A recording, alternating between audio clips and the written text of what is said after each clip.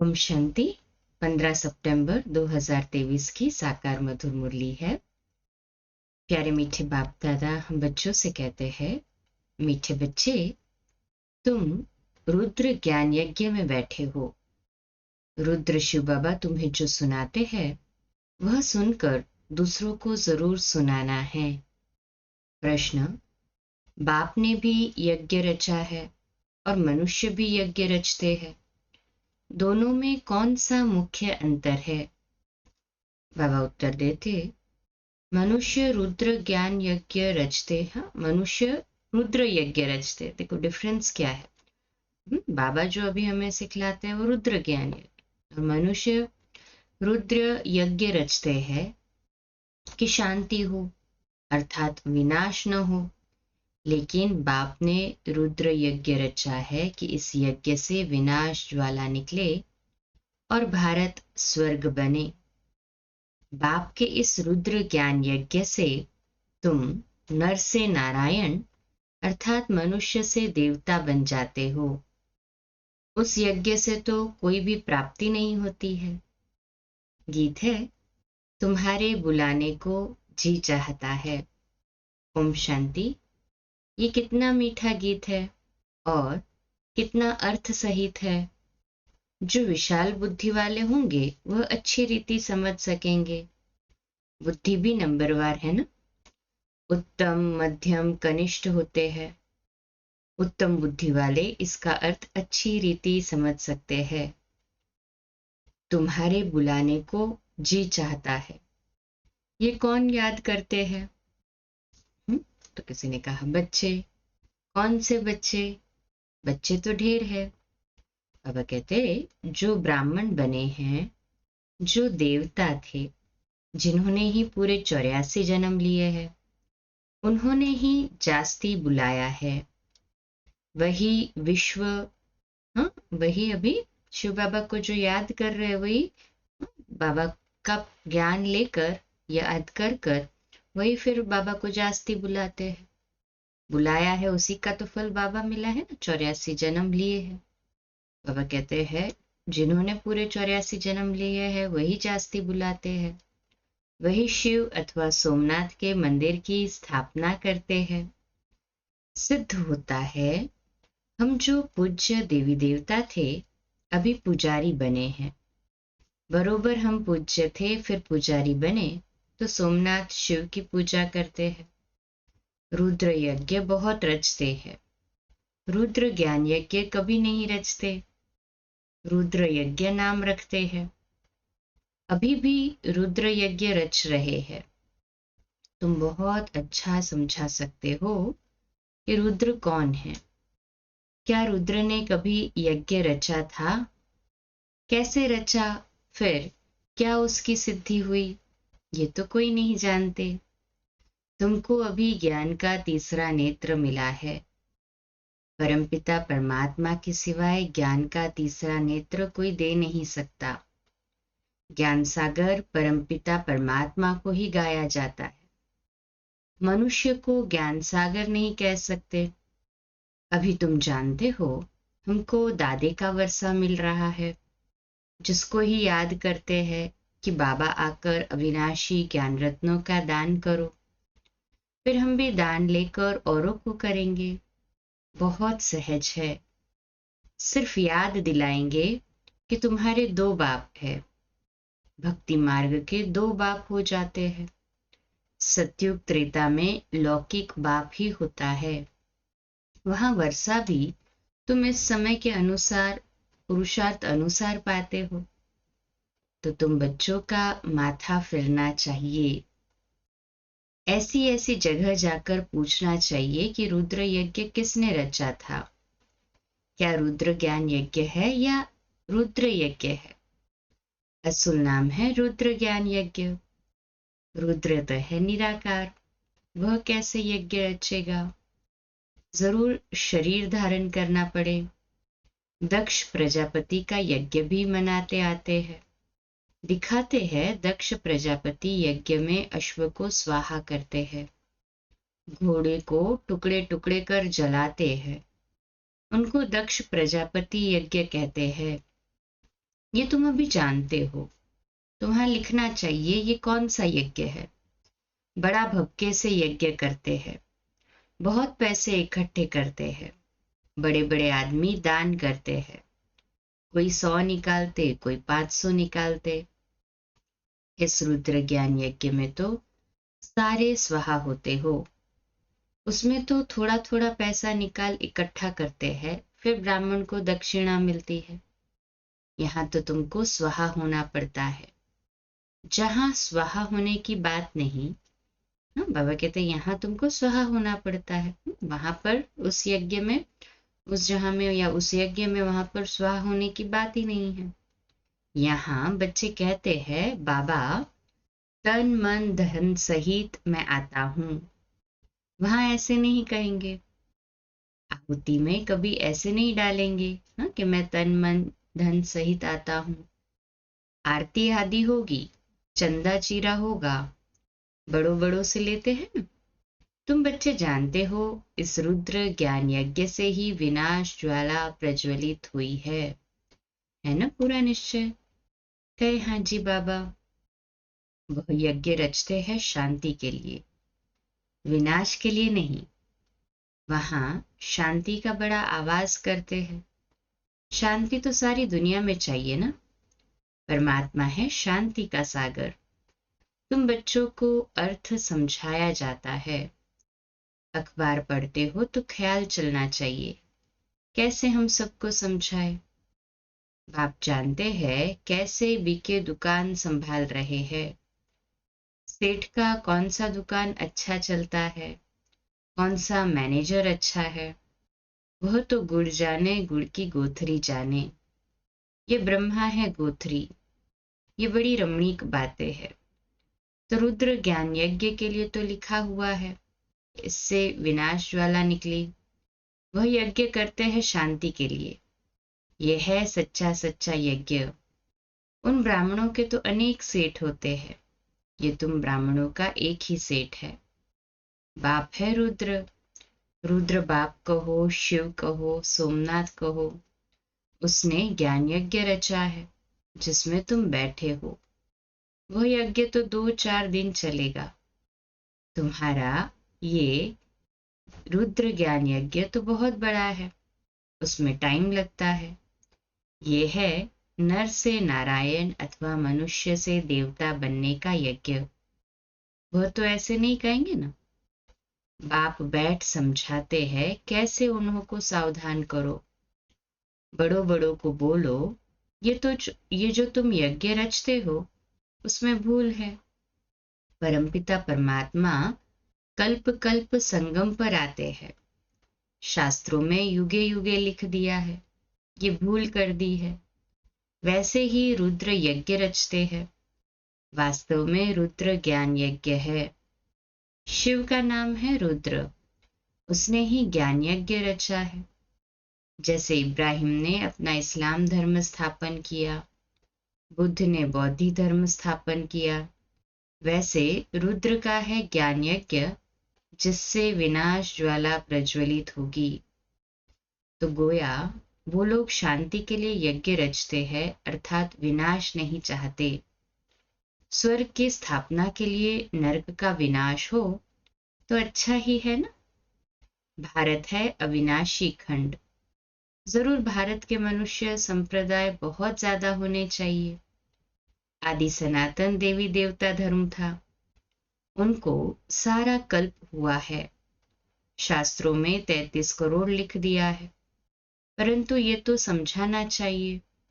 जरूर और धर्म वालों से देवता धर्म की आदमशुमारी जास्ती होगी, लेकिन वह कन्वर्ट हो गए हैं तो कैसे निकले।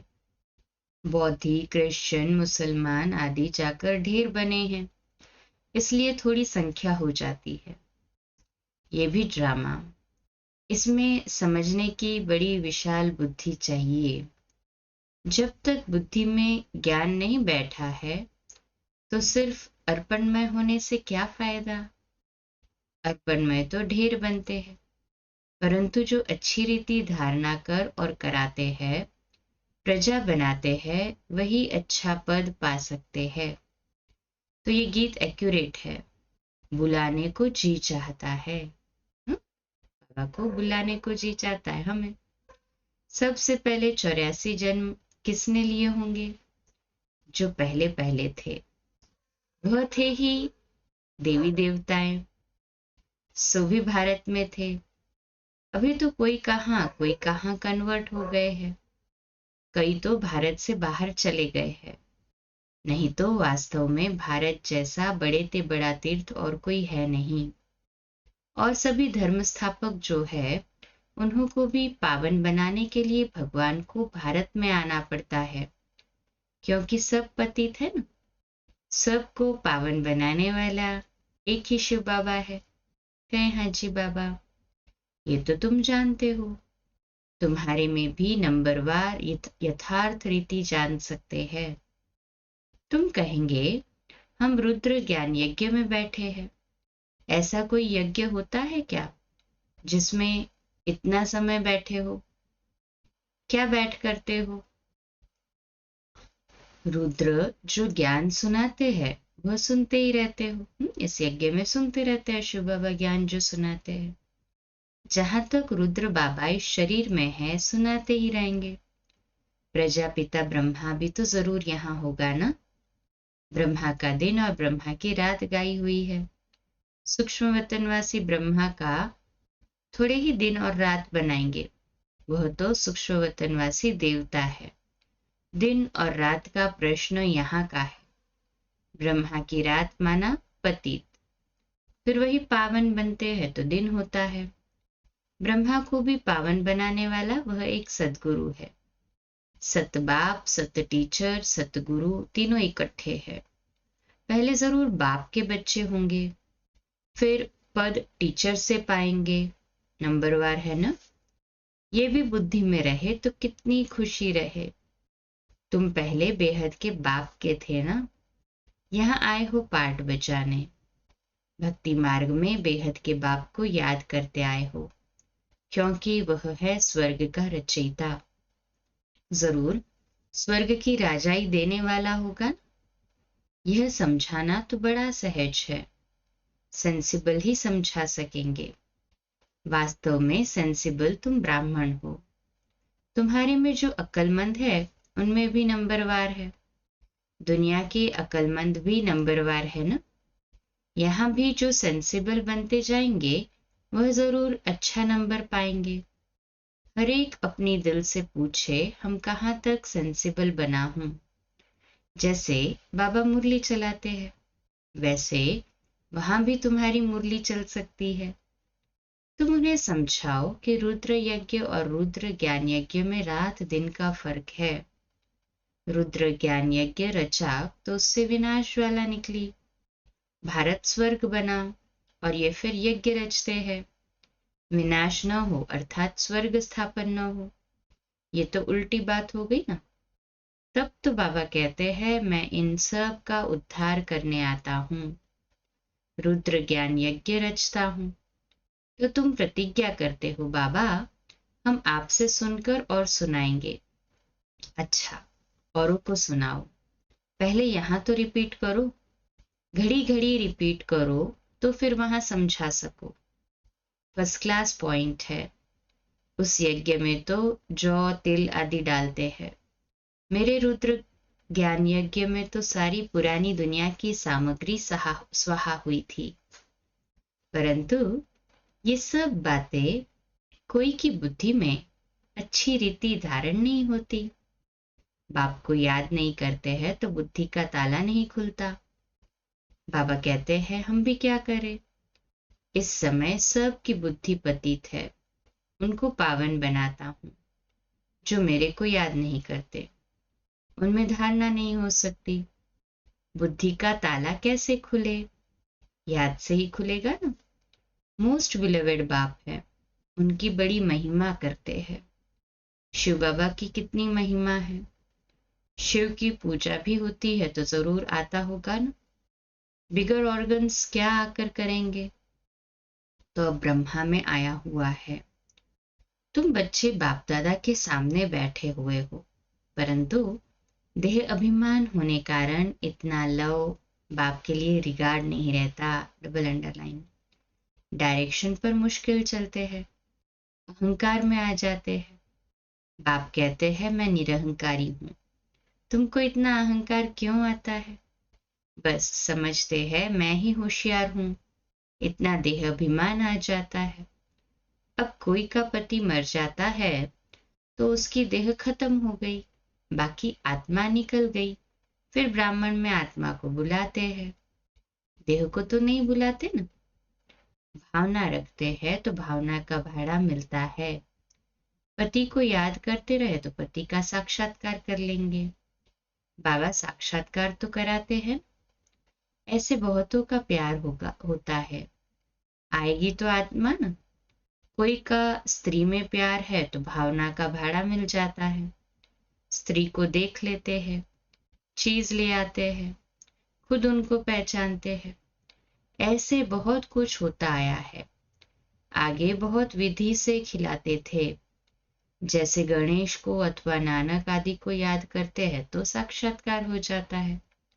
ऐसे बहुतों को हो सकता है, परंतु वह चाबी एक ही बाप के हाथ में है। बाप कहते हैं ये साक्षात्कार की बातें भी ड्रामा में नोंधी हुई है। साक्षात्कार कराया, ड्रामा चला, ठहरता नहीं है। ड्रामा को भी अच्छी रीति जानना होता है। अरे बाबा का तो अच्छी रीति रिगार्ड रखो। बाप में इतना रिगार्ड प्यार रखना बड़ा मुश्किल समझते हैं वह तो निराकार है। कहते हैं यह तो उनका रथ है, इनको हम क्या करेंगे? हम तो निराकार को ही याद करेंगे। अच्छा, निराकार की गोद में जाकर दिखाओ, निराकार साथ खाओ पियो, तो इनके पास क्यों आते हो? कहते हैं नहीं बाबा, आप इसमें हो, आपको ही इसमें विराजमान समझ चलते हैं। ये बड़ा मुश्किल किसकी बुद्धि में रहता है। ऐसे बहुत है जो गपोड़े लगाते हैं। हमारा बाबा में बहुत प्यार है, हम इतने घंटे बाबा को याद करते हैं। बाबा कहते हैं मैं भी पूरा याद नहीं करता हूँ, मैं तो एक ही सिकिलदा बच्चा हूँ, फिर भी मैं पुरुषार्थ बहुत करता हूँ। ब्रह्मा बाबा भी खुद अनुभव सुनाते कि मैं भी शिव बाबा को पूरा याद नहीं करता, हालांकि मैं तो एक सिकिलदा बच्चा हूँ, फिर भी पूरा पुरुषार्थ नहीं हो पाता। अच्छा, मीठे मीठे सिकिलदे बच्चों प्रति माता पिता बाप दादा का याद प्यार और गुड मॉर्निंग। रूहानी बाप की रूहानी बच्चों को नमस्ते। हम रूहानी बच्चों की रूहानी माता पिता बाप दादा को याद प्यार, गुड मॉर्निंग और नमस्ते। वाह बाबा वाह, शुक्रिया बाबा, शुक्रिया। धारणा के लिए मुख्य सार है, पहली पॉइंट, अर्पण होने के साथ साथ अपनी बुद्धि को विशाल बनाना है। ऊंच पद के लिए अच्छी रीति धारणा करनी और करानी है। दूसरी पॉइंट, बाप समान निरअहंकारी बनना है। अहंकार छोड़ बाप से अति लव व रिगार्ड रखना है ना सभी का? कहे हाँ जी बाबा।